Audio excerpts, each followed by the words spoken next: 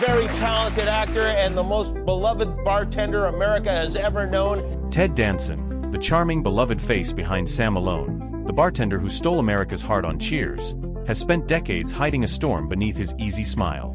At 77, he's finally peeling back the curtain on a life marked by painful secrets, public scandals, and a long, difficult journey toward emotional honesty. What you're about to hear isn't the polished Hollywood story you expect.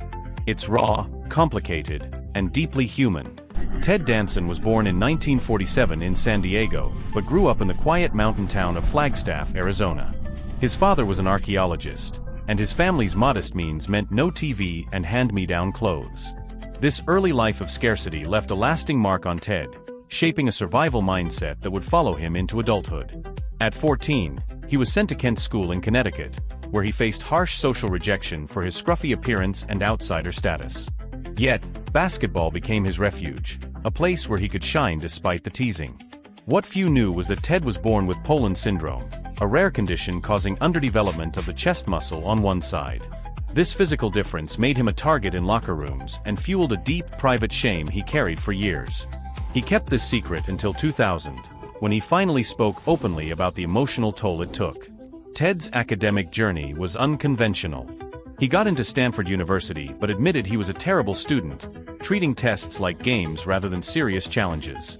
A chance decision to follow a girl to an acting audition changed everything. Acting ignited a passion in him, leading him to transfer to Carnegie Mellon University for serious drama training.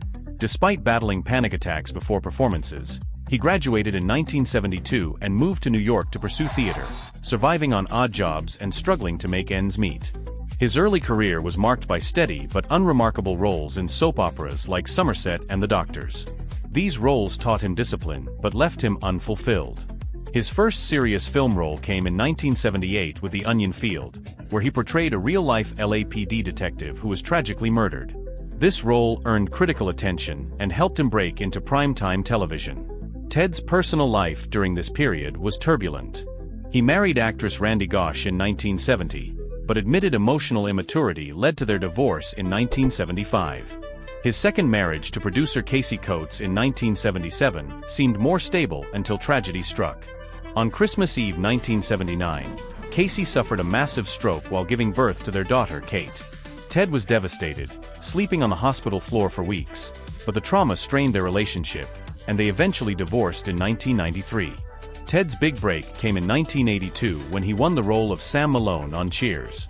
The character, a charming, womanizing former baseball player and recovering alcoholic, resonated deeply with Ted, whose own family had battled addiction.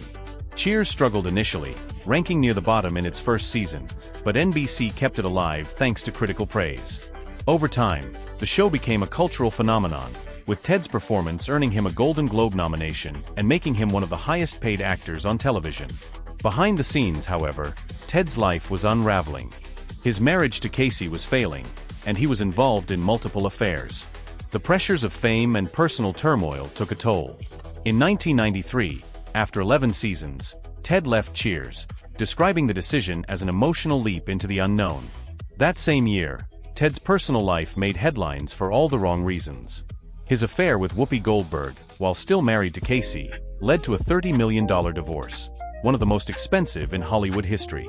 Worse, at a Friars Club roast for Whoopi, Ted appeared in blackface, using racial slurs and offensive stereotypes. The performance shocked audiences and nearly ended his career. Though Whoopi defended him, the backlash was severe, and Ted's once clean image was tarnished. Ted also battled a hidden medical condition, plaque psoriasis, a chronic autoimmune disease causing painful, scaly skin patches. He hid the condition for years, ashamed of his appearance and avoiding situations like swimming.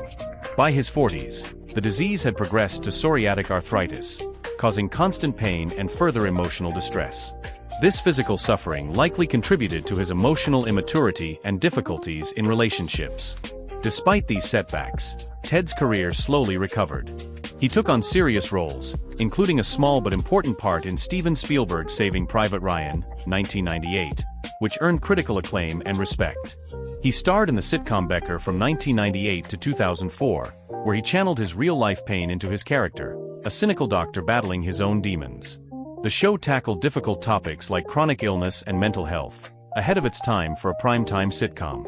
Ted's public image was further rehabilitated by his recurring role on Curb Your Enthusiasm, starting in 2002. Initially reluctant, he agreed to play a fictionalized version of himself, using self-deprecating humor to confront his past scandals. This endeared him to a new, younger audience and helped reshape his career. In 2016, Ted starred in The Good Place, a critically acclaimed comedy about morality and the afterlife. The role of Michael, a supernatural architect learning to be human, was written specifically for him.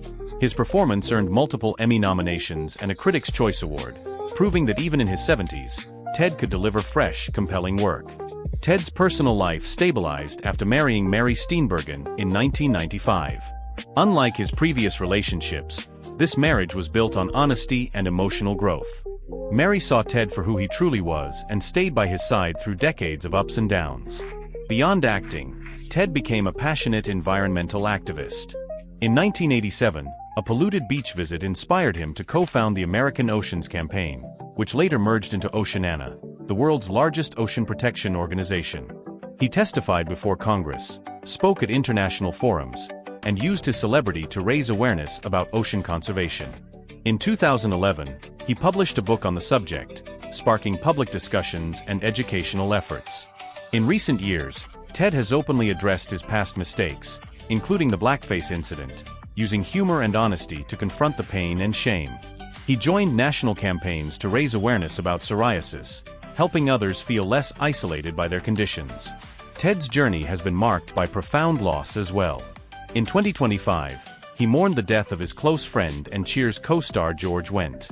The loss brought his fear of mortality into sharp focus. In interviews, Ted admitted to living with daily anxiety about death, but has learned to transform that fear into gratitude for life's blessings. Looking back, Ted Danson admits he didn't truly grow up emotionally until his 40s. He calls his younger self a liar who ran from pain, but he's grateful for the messy, painful years that forced him to face the truth and grow. At 77, Ted Danson stands as a testament to resilience, a man who survived scandal, illness, and heartbreak, and emerged with honesty, humor, and a renewed sense of purpose. Ted Danson's life story is not just about fame and success. It's about the human struggle behind the spotlight, the scars we hide, the mistakes we make, and the courage it takes to finally open up and grow.